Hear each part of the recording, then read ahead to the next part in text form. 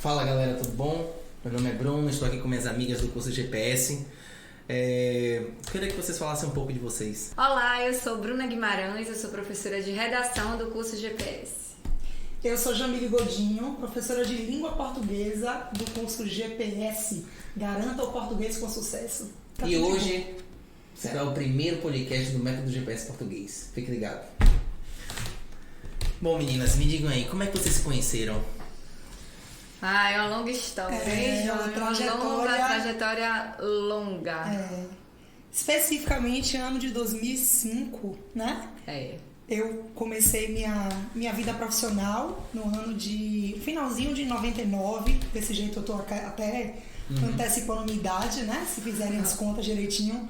Mas eu comecei em sala de aula em 99 e no ano de 2005 eu tive o prazer de ser professora de Bruna. E nesse ano de 2005 ela se dedicou bastante, né? Ela sempre foi uma aluna muito empenhada em língua portuguesa. Só em língua portuguesa. Logicamente que eu não tinha como prever, mas era uma aluna extremamente dedicada. E a gente acabou se aproximando, né? No final do ano de 2005, a gente se tornou amiga. E de lá pra cá, a gente acabou estabelecendo outros vínculos, né?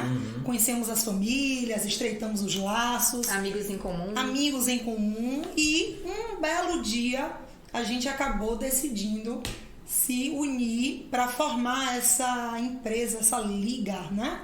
GPS português, trabalhando com as matérias de língua portuguesa e redação.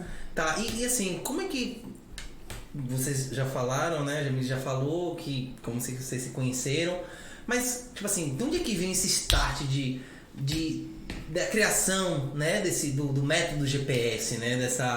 Dessa empreitada, porque a gente sabe que é muito difícil, né? No Brasil hoje a gente empreender, a gente, né? Não são todas as pessoas que têm essa coragem, né? Essa força de vontade de estar colocando a cara a tapa. E aí eu queria saber como é que surgiu, de onde que veio esse estalo, assim, vamos fazer uma coisa diferente. Então, né? Nós tínhamos sempre alunos particulares, né? Para os quais dávamos aulas, então eu me lembro bem que...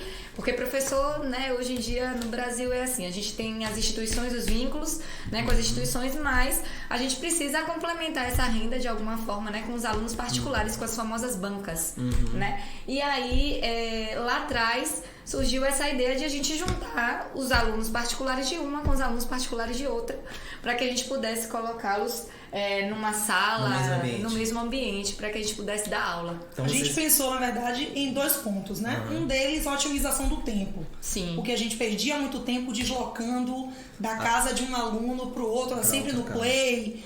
Raramente era na casa do aluno, em que a mãe oferecia um suquinho de vez em quando, né? Mas normalmente era no play.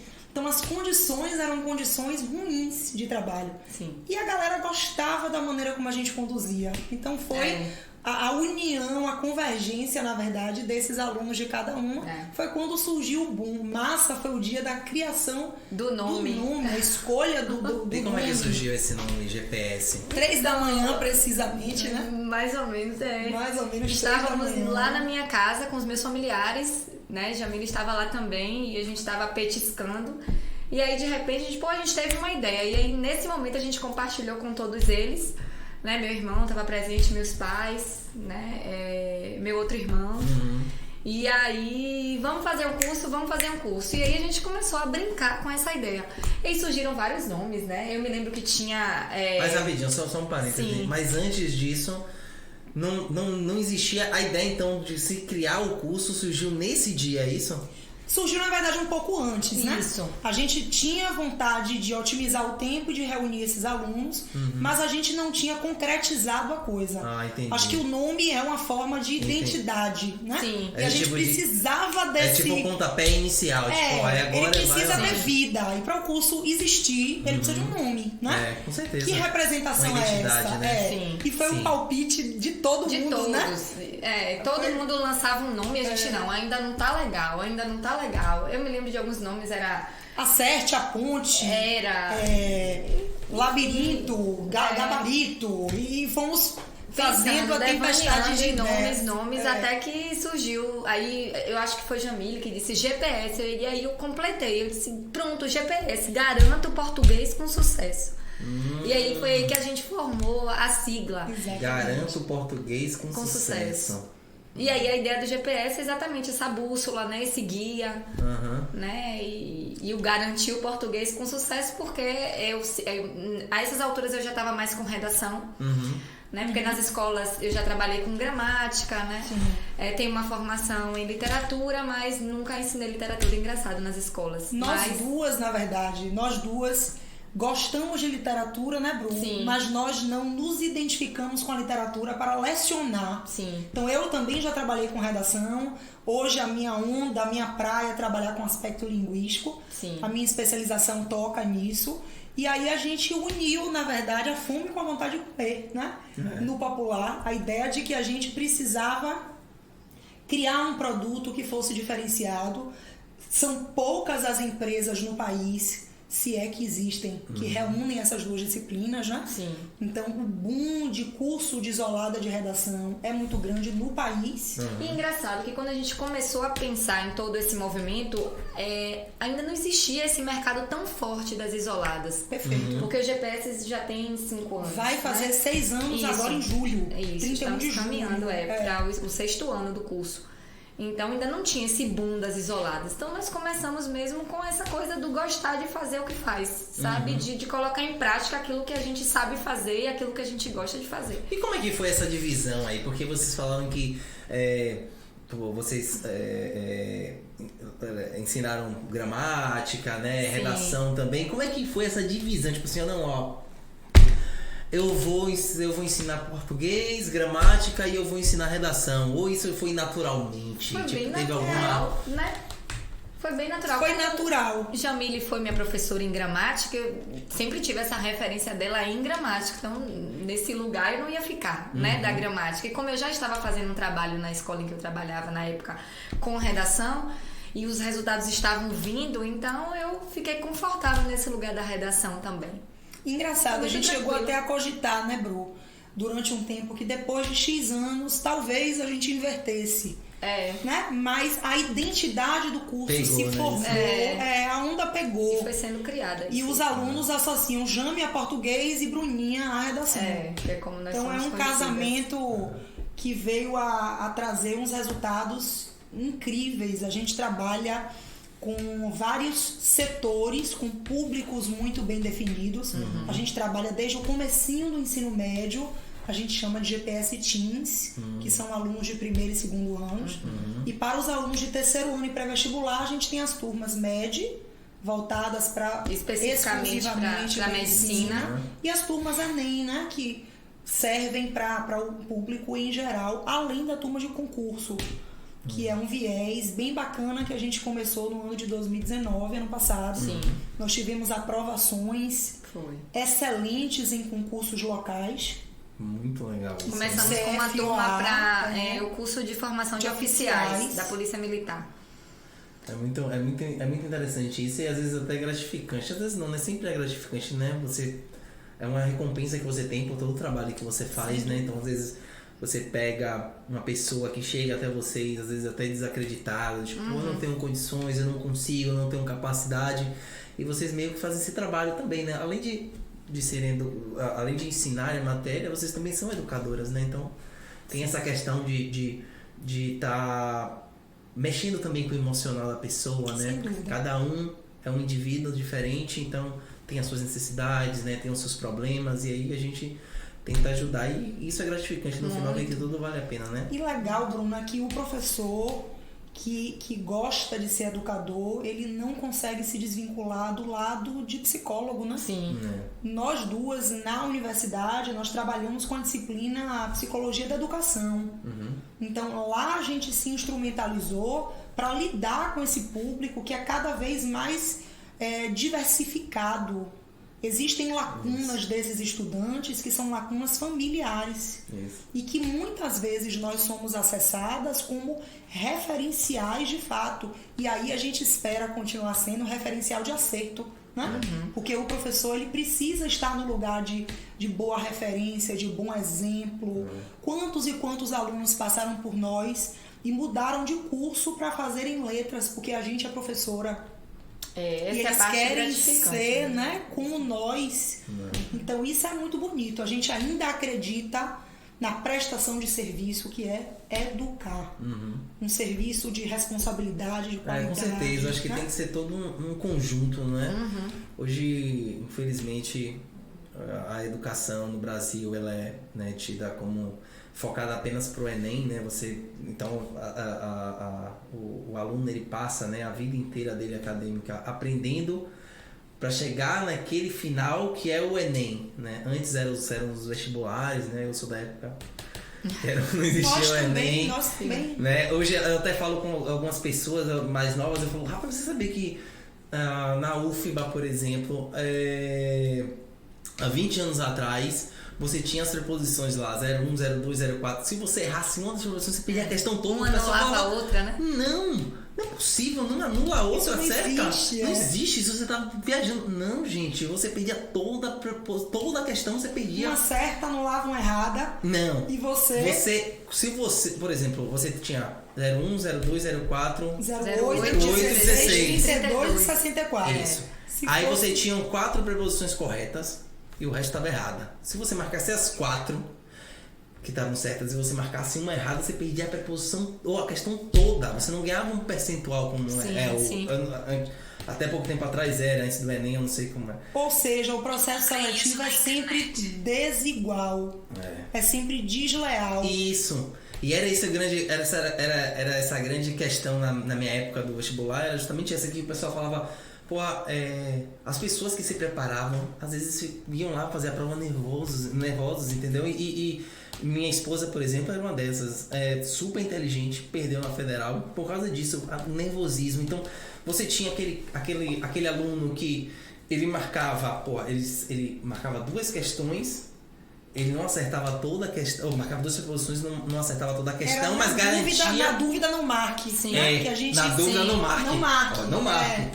Porque ele garantia alguma fração e a pessoa que estudou pra caramba, ele ia lá, marcava tudo, e aí quando ele ficava com uma dúvida, ele ia lá, marcava e acabava perdendo toda a questão, e acabava, né, a pessoa que tinha mais concentração acabava passando. Mas o que eu queria falar era muito sobre ela, com relação a isso, né, que a educação que a gente vive, né, que é focada para o Enem hoje. Então o professor ele tem que ter um pouco dessa questão do psicólogo, né, de estar junto, de entender os problemas, de tentar resolver às vezes até problemas familiares, né, que o pessoal chega, né, os alunos chegam querendo desabafar, e aí por ter essa aproximação, né, essa aproximação que é diferente de uma sala de aula no colégio, por exemplo. É isso que eu ia dizer. Como nossas turmas elas são reduzidas, né? A gente só trabalha com público por turma de 12 a 15 alunos. Então, a gente tem condição de fazer esse trabalho. Às vezes eu me sinto meio coaching, sabe? Meio alguém que está ali para acolher aquela demanda daquele aluno, daquela aluna, daquele estudante. Isso é muito frequente no GPS. Agora, graças a essa turma reduzida, que dá para fazer um trabalho mais personalizado, a gente consegue chegar no aluno e lá eles se sentem muito bem, né? Se sentem felizes. Primeiro que a estrutura da sala de aula da gente favorece, né? Nós começamos com uma mesa dessa assim, comprida, né? E as cadeiras ao redor. Então, sempre foi o nosso sonho em comum que a gente transformasse um ambiente numa sala de aula, mas não necessariamente com carteiras convencionais, para que o aluno entendesse que ele está ali, né? Entenda que ele está ali numa sala de aula, mas numa sala de aula diferenciada. Né? E a ideia de que não há, esse formato deu muito aquela conotação de que não há liderança. É verdade. Há uma orientação. Nós não somos líderes, nós não somos referenciais de perfeição, nós somos especialistas porque nos preparamos para isso, nos dedicamos a isso, e a grande sacada, eu acho, que é tornar o ambiente favorável ao aprendizado com o devido distanciamento responsável. Ótimo. Por quê? Porque a gente não é mãe ainda. E a gente não pode assumir esse lugar. Com certeza. Então, é mostrar para o aluno que ele tem abertura, existe um limite, mas né? que existe um limite, porque eles, nessa dinâmica toda, né? Eles acabam, às vezes, não entendendo pela imaturidade mesmo qual é aquela linha que separa o pessoal. Vocês falaram aí agora dessa questão da diferenciação, da diferenciação, não, da forma diferente, né, de dar aula, né, a questão da divisão das cadeiras, essas coisas. E aí a gente hoje tá com essa pandemia, infelizmente. E eu queria saber como é que tá, então, como é que tá essa vida, né, essa vida online hoje, né, essas aulas, como é que vocês estão com essas aulas agora, nessa pandemia, como é que tá isso? Então, foi difícil inicialmente, né, o processo foi árduo, quando começou logo, quando o caos se instalou, porque a gente não sabia o que a gente ia fazer, a gente estudou várias plataformas, várias estratégias online, vários métodos digitais para poder ver o que a gente faria com todas as turmas que nós temos, né? Então, aí uma ligava para outra e aquela agonia toda, até que a gente conseguiu sim, né, se estabilizar e aprender estudando as plataformas. E escolhemos 2 grandes plataformas. Então, como é que hoje a gente trabalha? A gente posta 1 hora de aula por videoaulas, né, numa plataforma. Os alunos assistem a essa 1 hora de aula e num determinado dia da semana cada uma entra ao vivo meia hora. Hoje é esse o formato, para tirar as dúvidas, para fazer aula interativa, muito. E tem funcionado bastante, assim, da maneira como a gente conduziu desde o início. Eu acho que o GPS também teve um passo diferencial, porque nós só tivemos 1 semana para nos ajustarmos a essa nova realidade. 1 semana. O GPS foi muito veloz e a gente tem muito orgulho, não é vaidade, a gente tem muito orgulho, porque a gente ficou muito preocupada de como seriam esses próximos passos. E aí entra o lado da subjetividade e do cuidado, que foi não deixar o aluno aumentar essa ansiedade. Desamparado, no caso. Desamparados. A gente, nos contatos com as escolas, a gente foi avaliando o que é nesse mercado online que serve de maneira assertiva para que o GPS flua e continue acontecendo sem prejudicar o nosso aluno. É impressionante, né? Assim, não só na área da educação, mas acho que todas as áreas, né, do Brasil inteiro sofreu com esse problema, ainda sofre com esse problema da pandemia. Mas hoje em dia o que devo perceber é o seguinte, pelo menos na minha visão, não dá para viver sem o digital, não dá mais para viver sem a internet. Sem dúvida. Não dá para a gente adiar, né, com a barriga, empurrar com a barriga, como a gente fala, né? Então a gente viu aí muitas pessoas tendo que correr atrás, né? Ou seja, tendo que se preparar, tendo que ver o que ia fazer, né? Algumas empresas, infelizmente, dentro desse processo, às vezes até o próprio tipo de negócio não permite essa adequação, né, para o campo digital e acabam sofrendo até mais ainda. Mas eu acho que é uma coisa que veio para ficar, né? Não tem mais como a gente retroceder. A gente não retrocede, né? Mas me diga aqui, assim... Inclusive, aproveitando isso que você está dizendo, a nossa live da semana passada, do dia 16, né? Foi uma live em que a gente tratou exatamente desse tema, né? A ideia da influência desses operadores, na verdade, a influência desses influencers na vida dos jovens, né? Sim. A nossa live da semana passada, para quem não assistiu, a gente tratou desse assunto e é exatamente isso. Que nova vida é essa? Que nova era é essa? Eu concordo com você, não dá para retroceder. Na verdade, essa era já existia antes da pandemia. As coisas já aconteciam, mas a gente meio que não era forçado, né? Nós fomos forçados a entrar nessa nova era. Quem não estava, meio que foi empurrado, né? De tipo, vai ter que ser assim e acabou. E assim, indo como vocês disseram, às vezes até nos trancos e barrancos, etc, você tem que, né? Malabarismo. Isso, a vida tem que estar em movimento. Até a gente se estabilizar nessa área aí, com essa nova onda, né, que está acontecendo. Rápidos, né? A gente foi mas assim, sem dormir, buscando o que fazer, estudando a plataforma. Acho que o importante é isso. Acho que o diferencial do empreendedor, né, de quem quer empreender, de quem quer fazer as coisas acontecerem, é justamente isso. Não deixar a peteca cair, você correr atrás, você analisar bem, né, você às vezes, se planejar um pouco mais, mas às vezes você não tem esse tempo, né, de se planejar, o tempo que você gostaria de ter, mas você conseguir em tempo hábil, né, você ter essa habilidade de conseguir, como eu posso dizer, conseguir equilibrar isso tudo, né? Mas assim, eu tô com uma dúvida aqui, na verdade não é uma dúvida, é uma curiosidade. Eu assim, sempre fui, eu particularmente fui péssimo aluno em português.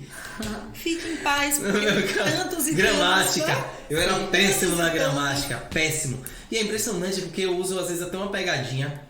E quando a gente se conheceu, eu até falei pra vocês da questão do pronome. Se lembra que eu falava, me dê um exemplo de um pronome pessoal do caso reto, um pronome pessoal do caso oblíquo. E assim, o tanto de gente que não sabe responder é uma coisa assim impressionante. Não porque a pessoa não estudou, porque ela não atribuiu sentido. Isso, ou seja, a forma da educação que a gente tem, né? Volto a repetir, a forma da educação que a gente tem e a questão de você tá sempre utilizando aquilo, né? Às vezes a gente tem aí casos de pessoas que fazem cursos de idioma e eles não praticam, então a falta da prática, né? Você acaba esquecendo, é normal, né? Mas assim, a minha dúvida é o seguinte: o que os alunos mais erram hoje? A gente tem uma lista, né? Tipo assim, se você botar assim um top 3, assim, um top 3 pra ser mais rápido, mais sucinto, uma coisa assim, mais sucinta, assim, o que o pessoal chega lá no método GPS e fala, gente, pelo amor de Deus, o que eu posso fazer? Eu digo isso porque uma coisa que não sai da minha cabeça. Eu na oitava série, que agora acho que é nono ano, né? Sim. Tem. Era a oitava série. E aí eu fui pra prova final fui pra recuperação de ciências, porque não tinha desmembrado ainda isso, né? Biologia, física e química. Isso. Ciências. E aí tinha lá uma fórmula de física que era delta S sobre delta T. Sim. Cara, eu passei o ano inteiro sem entender aquilo. E aí eu cheguei numa banca, né? Tipo, como vocês começaram e tal.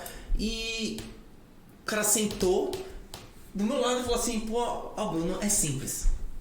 Tal. Eu olhei e falei, caraca, não é possível aqui. É só isso. Que é só isso que... Sabe, que eu não consegui aprender na sala de aula. E tem muito essa questão da diferença, né? Então, assim, isso me marcou bastante. Então, o que pra vocês, assim, marcam bastante de erros, né? Que o pessoal chega pra vocês e quais são os maiores erros, né, galera? Em redação, falar em redação, não sei se eu tenho uns top 3, assim, mas assim, em redação, chega muita gente, né, no curso dizendo que precisa ter repertório sociocultural para fazer um texto. É leitura. Entendeu? É redação. Você tem que ler para poder fazer uma boa produção textual.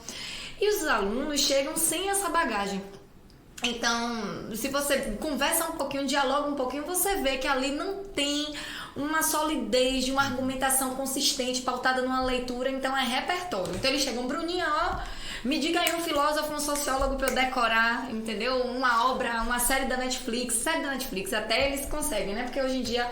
Porque tá ligado ao entretenimento, né? Isso. Mas é repertório sociocultural pra fazer uma redação saindo daquele lugar comum de fala. Um outro erro grave é assim, não saber estruturar uma redação. Muitos acham que sabem o que fazer na introdução, o que fazer num D1, num D2, né, numa conclusão de um texto dissertativo, por exemplo, mas não sabem o passo a passo. E aí lá a gente trabalha bastante essa questão da estrutura, então essa é uma falha.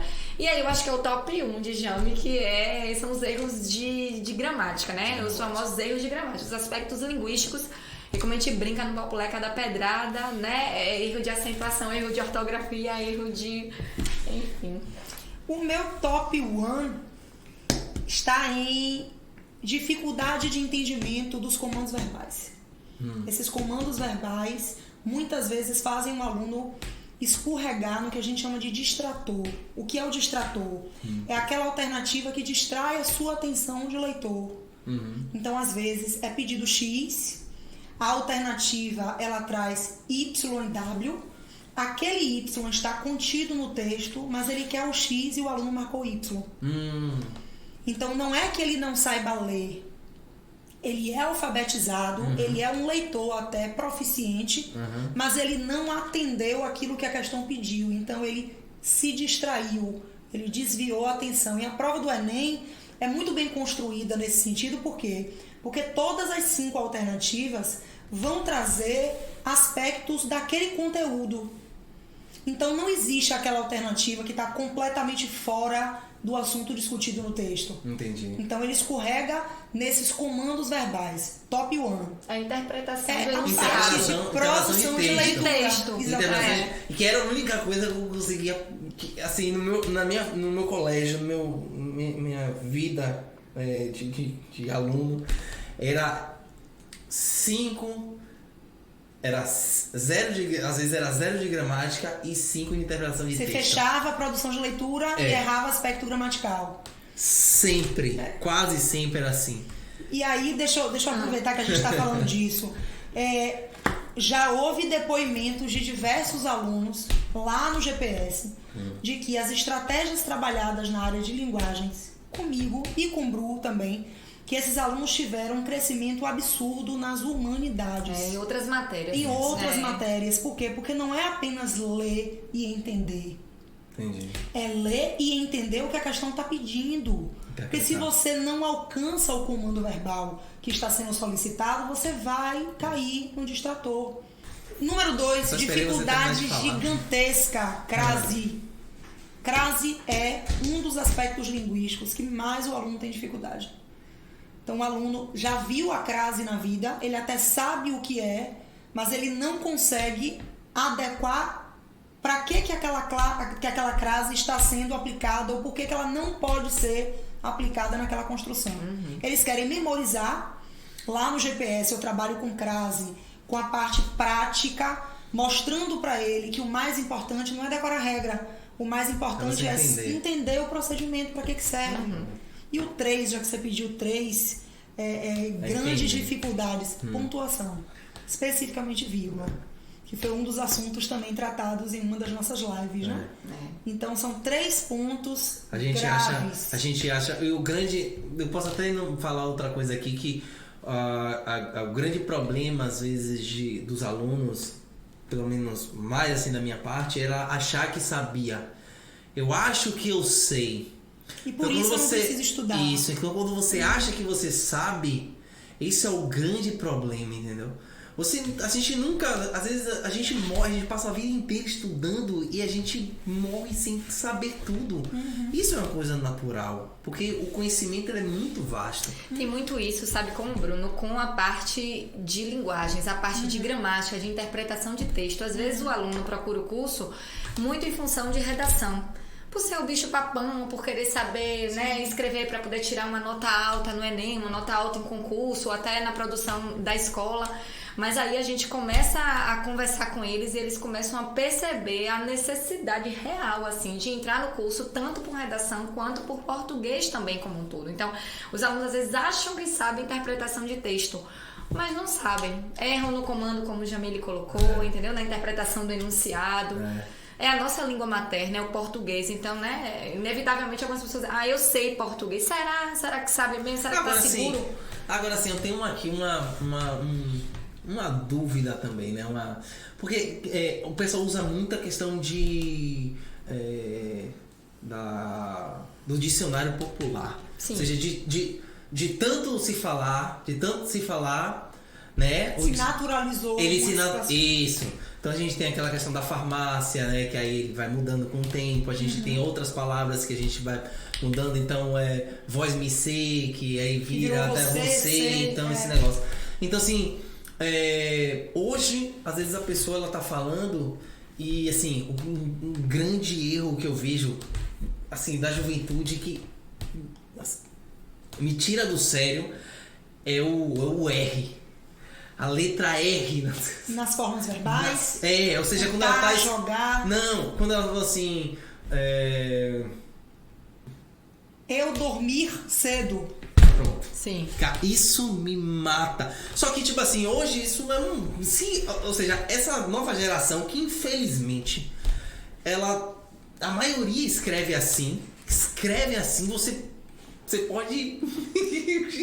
Meu Deus, não é possível, velho. A maioria escreve assim, então corre o risco de lá na frente isso ser virar uma regra? Uma regra. Eu não acredito. Você acha que não? Não. Só com gramática não, mas por exemplo, volto a minha pergunta só palavras que a gente consegue só nesse caso da farmácia, de não sei o que a gente porque consegue... são dois fenômenos diferentes, né? No caso da farmácia, que era com PH, teatro, que era com TH, isso. A língua viva, a língua utilitária, ela evolui, né? Língua viva, isso. A língua é dinâmica. Então, essa mutabilidade, ela só existe quando os falantes estão em uso. Pior que verdade, ou seja, a pessoa não fala errado. Às vezes ela escreve erro errado. E de acerto ela muito escreve. É relativo. Já vamos partir daí. Lá no GPS a gente mostra para os meninos que existe uma concepção de que a língua ela é a fusão da conservação mais a inovação. Então a primeira gramática, Bruno, foi criada no século III a.C. Então ela só tem 24 séculos de existência. Isso significa aquilo que se conservou. Mas ao longo desses 24 séculos, a língua ela foi mudando, graças a Deus. Entendi.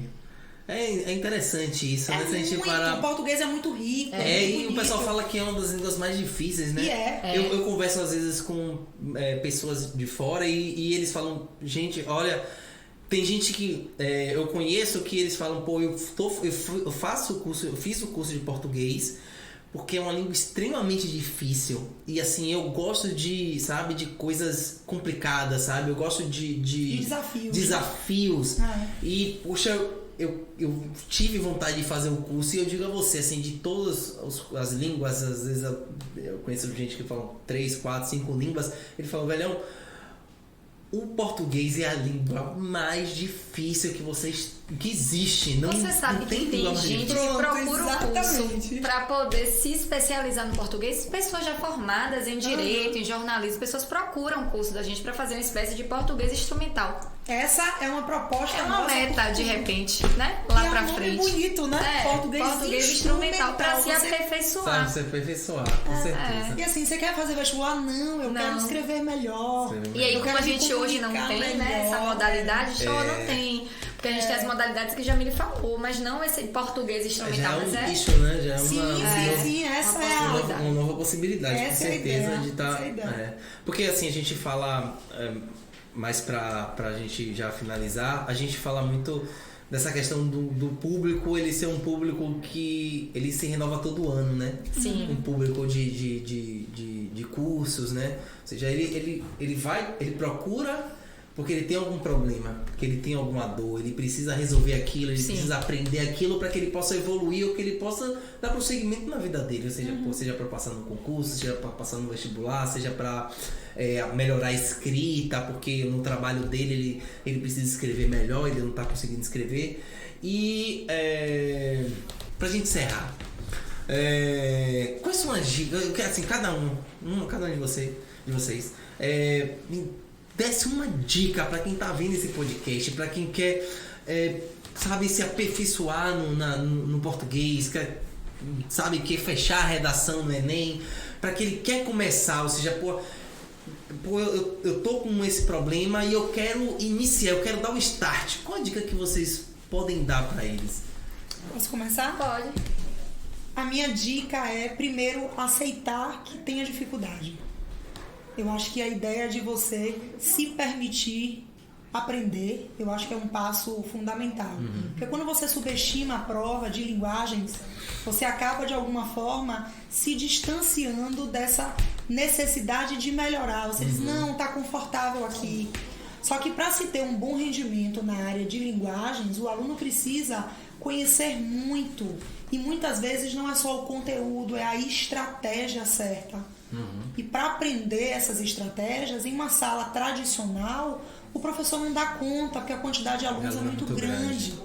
Então, se eu posso te dar uma dica, venha pro GPS. No GPS você consegue ter esse cuidado, essa orientação, com divertimento, mas com compromisso também. Eu acho que é por aí. que você A minha é muito parecida. Que não seja ir pro GPS. Não. Algo que a pessoa possa... A minha dica é muito parecida com a de Jamile. A minha dica é para você aí que está sem escrever, né? A pessoa aí que está sem escrever, que está sem o hábito de escrever. Eu acho que é importantíssimo entrar em contato com textos nota 1000 do Enem. Eles são oferecidos gratuitamente pelo G1 da Globo. Então, se você entra lá As pessoas que fecharam a redação... Isso, esses textos são disponibilizados. Porque a partir do momento que eu entro em contato, eu começo a compreender, a captar pelo menos um pouco da estrutura do que tem que ter cada parágrafo da redação. E o nosso trabalho é muito pautado também em cima desses textos, entende? Desse passo a passo ali de cada parágrafo. Então, para iniciar, eu acho que é isso. É tentar destravar e escrever. E partir para a caneta e o papel. Tem que começar... Tem que começar tentando. Tem que começar. Eu sempre digo o seguinte, que a repetição leva à perfeição. Né? Sim. Então, quanto mais você faz... cada vez você vai estar melhorando, né? Sim. Então, assim, essa questão de você estar sempre produzindo, de você estar sempre escrevendo, de você estar sempre lendo, eu acho que é muito importante, né? Eu acho que é uma dica importantíssima para os alunos. Ou seja, pô, velho, lê um livro, né? Às vezes a gente fala assim, vai ler um livro, tal, né? A gente às vezes fala até brincando, né? Tem até ditados e coisas sobre isso. Mas é importante, né? Às vezes não só um livro, mas você pode ir numa revista, pode ir num jornal, pode entrar num site, né, e ler lá alguma coisa e às vezes fazer um resumo daquilo que você leu e aí você começa, né, a produzir o seu próprio conteúdo. Sim. E começa cada vez mais melhor. E anotar, né? Eu acho que é importante também anotar, entendeu? Então eu digo aos meus alunos sempre, por exemplo, assistiu a um filme, né, ou leu algum livro, anote. Isso. Vá anotando por eixo, porque lá na frente você tem o tal do caderninho com esses repertórios que eles muito querem para poder tentar fechar uma redação ou tirar uma nota alta. E estar atento, eu acho que a tudo à nossa volta, né? Porque tudo vira repertório. Tudo. Tudo. É uma novela, é um filme, Sim. É um livro, é uma aula que você assiste. Sim. Então tudo pode virar texto, tudo é discurso. E o entendimento do discurso é muito importante. Então, é a ideia de atribuir sentido às coisas. Eu acho que o português e a redação unidos aí... Uma dica dessa aí, a gente encerra esse podcast, né? Não tem nem mais o que falar. Muito obrigado. Obrigada a vocês. A gente é que agradece. Estamos à disposição. É isso aí.